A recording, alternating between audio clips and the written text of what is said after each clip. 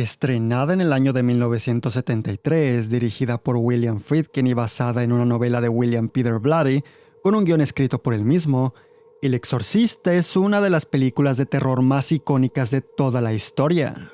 Recuerdo haber escuchado una y otra vez a gente hablando sobre lo terrorífica que era durante mi niñez.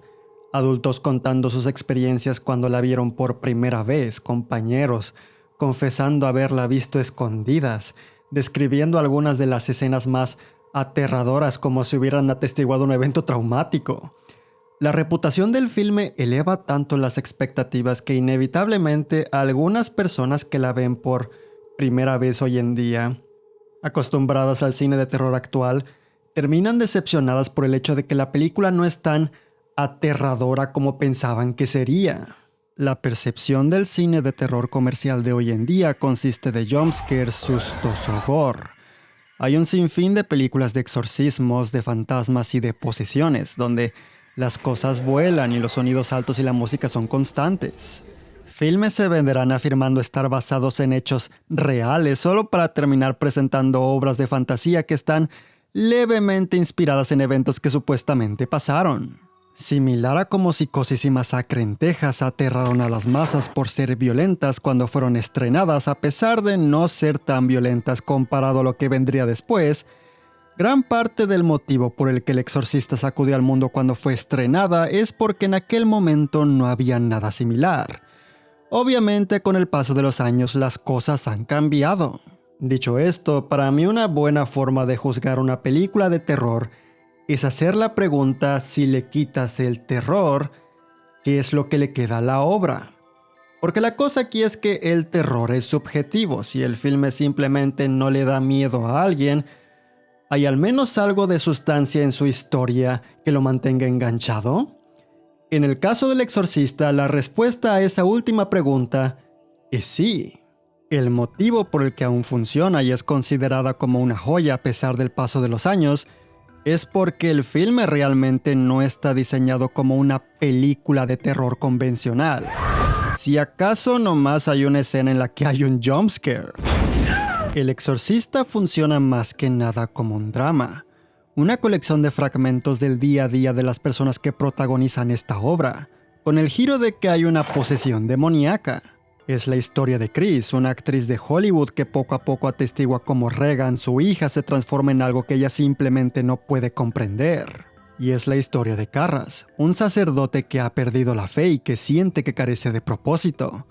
Un hombre que es afectado por la culpa de no haber hecho lo suficiente para ayudar a su madre, ni antes ni después de que falleciera. William Friedkin presenta estas historias de forma realista, más como si todo se tratara de un documental, lo cual, complementado con la maestría técnica del montaje, la fotografía, el maquillaje, los efectos prácticos, la excelente elección de locaciones, el diseño de producción y la sabia decisión de usar música en muy pocas ocasiones, consiguiendo que el brillante diseño sonoro haga el trabajo de establecer una atmósfera muy pesada, ayudan a que el universo del filme resulte mucho más creíble. Nada se siente fabricado como si siguiera un molde. No hay una escena en la que un personaje de la nada explique toda la historia del demonio que posee a Regan. El filme ni siquiera aclara cómo es que ella terminó siendo poseída. Se sugiere que sucedió porque ella jugó con una ouija, pero nada más. Porque esta historia en específico es mostrada desde la perspectiva de Chris, y al ser Chris una mujer atea, la película hace un buen trabajo en mostrar cómo esta señora se vería obligada a recurrir a un exorcismo para salvar a su hija. Y eso es lo que hace este filme aterrador. No son los sustos ni la violencia, es atestiguar la experiencia de esta madre, empatizar con ella. Lo que comienza como simples comportamientos extraños pero inofensivos de su hija, cierta hiperactividad, ciertas anécdotas un poco fantasiosas. What are you doing here? My bed was shaking. Captain Howdy. Who's Captain Howdy? You know, I make the questions and he does the answers. Actitudes que se podrían atribuir a motivos naturales. Disorder of the nerves. It's often seen in early adolescence.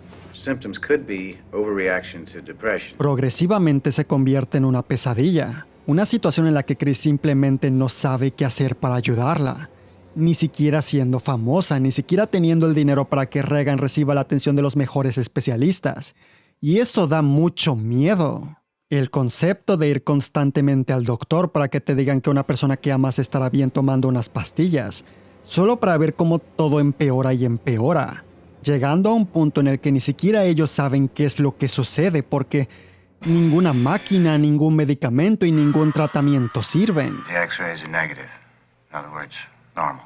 Francamente, las escenas que más me dan miedo son aquellas en las que a Regan le hacen exámenes médicos. Todo es presentado de forma cruda y directa. El concepto de pasar por algo como esto mientras al mismo tiempo intentas no perder la compostura. El concepto de enfrentarte a algo que va en contra de todo lo que creías que era posible y cuya existencia solo hace del mundo un lugar más aterrador. El concepto de saber que no puedes ayudar a esa persona que amas, mientras ves cómo su vida es arruinada, cómo sus sueños y su inocencia les son arrebatadas. El concepto de enterarte de que esa persona mató a alguien cercano a ti. Burke's dead. She killed Burke Dennings. What? She pushed him out her window. Todo esto me parece más horrífico que un estúpido sonido a máximo volumen. Hoy en día el concepto del exorcismo está muy normalizado a tal punto en el que pareciera que incluso un repartidor de pizzas podría ser un exorcismo. Y por ende algo que me gusta mucho de El Exorcista es que trata el tema con seriedad y se esfuerza para que el público crea que esa es la única opción viable para salvar a Regan.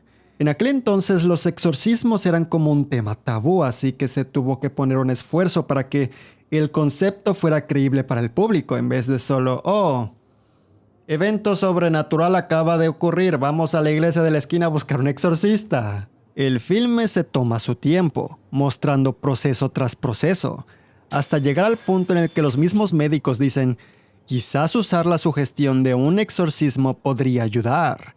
La película lleva a los personajes hasta el extremo para siquiera pensar en esa posibilidad. Cuando Chris acude con Carras para pedirle que a Regan le hagan un exorcismo, incluso él como sacerdote se pone como señora.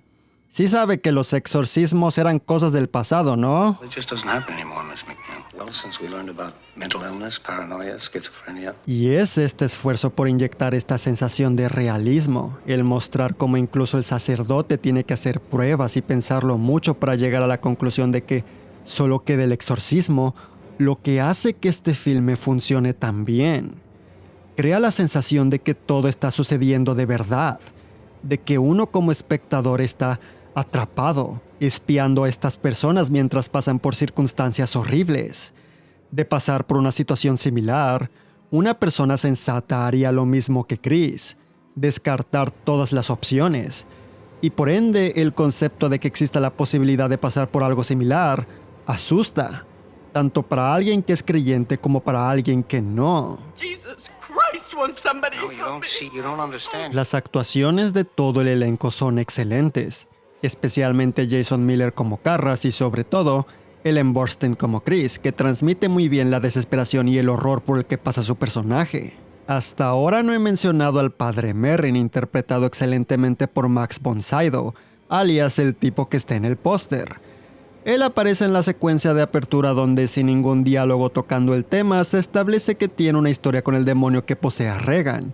Luego se revela que hizo un exorcismo hace varios años, aparece en el tercer acto y fallece, complicando mucho más la situación y obligando a Carras, que no le sabe mucho a los exorcismos, a resolverla. Carras opta por sacrificar su vida para salvar a Regan, solicitándole al demonio que lo posea a él en vez de a ella, y utilizando su fuerza de voluntad para tirarse por la ventana con tal de que el mal pierda. Un trágico pero bello cierre para el arco de este personaje. Y es que hay algo sobre su historia, sobre sus conflictos que simplemente me pega en los sentimientos. Hay una escena que me lastima muchísimo en la que Carras sueña que ve a su madre a la distancia y ella se va, mientras él corre para alcanzarla, pero es incapaz de conseguirlo. Es un momento que transmite a la perfección lo que él siente durante la mayor parte del filme. Me gusta cómo la muerte de su madre o el momento en el que él encuentra su cadáver no son mostrados. El padre Dyer, súper amigo de Carras, solo explica lo que sucedió y ya depende de la imaginación del público pensar en cómo fue que todo ocurrió. She was living by herself, and I guess she was dead a couple of days before they found her. Y es que a veces la sugerencia de algo puede ser más poderosa que simplemente mostrarlo. Lo mismo con la muerte de este señor. Nunca se te es enseñada, pero la descripción de lo que pasó deja mucho a la imaginación. Burke Dennings was found at the bottom of those steps leading to M Street with his head turned completely around. Viendo la película recientemente para hacer este video, el sacrificio de Karras genuinamente me conmovió. El cómo en su estado emocional, sintiéndose vacío, sin propósito, deprimido y sobre todo aterrado, después de darse cuenta de que la posesión de Regan es de verdad, y después de que el demonio que la posee jugara con sus sentimientos, usando la muerte de su madre para molestarlo, el padre Karras se arma de valor y decide dar su vida porque sabe que así podría ayudar a una joven que lo necesita. Es admirable. In nomine Patris et Filii et Spiritus Sancti. De quitarle el terror al exorcista, ¿qué es lo que le queda a la obra? Bueno, evidentemente lo que le queda es un montón de sustancia, debido a que este es un filme muy completo, en donde la prioridad es contar una historia, con personajes pasando por emociones muy fuertes con un principio, un nudo y un desenlace, en vez de solo... Ustedes saben... Sinceramente no sé qué podría señalar como un elemento genuinamente negativo. Oh, el padre Merrin no aparece ni sale mucho en la historia. No es necesario, él cumple su propósito. Why is cruel? I think the point is to make us despair. To reject the possibility that God could love us. Comprendo que bajo los estándares de hoy en día hay escenas que no dan tanto miedo. Es decir, esta película ha sido parodiada hasta el cansancio. Sin embargo, a pesar de esto, El Exorcista es un filme tan excelente en el que cada elemento que lo constituye es bueno, que no es por nada que hasta la fecha sigue siendo considerada como una de las mejores películas de terror de toda la historia. Una obra que genuinamente me parece increíble. Pero bueno, como ustedes ya saben, esta es solo mi opinión. Es curioso cómo el tema musical icónico del Exorcista, Tubular Bells, no fue compuesto para la película y tampoco es una pieza estrictamente terrorífica, pero vaya que le queda muy bien a la obra. Había una parte de mí que quería hablar sobre todos los problemas por los que pasó esta producción, pero al mismo tiempo hay tantos videos en YouTube que hablan sobre ese tema que la verdad no me pareció necesario. En fin, ¿qué tal están, gente? Si les gustó este video denle like, suscríbanse al canal para que ya lleguemos a los 100,000 suscriptores y síganme en las redes sociales que están acá abajo en la descripción. Sin nada más que decir, procedo a alargarme de aquí, ya saben cómo va la cosa. Vayan a chingar a su madre.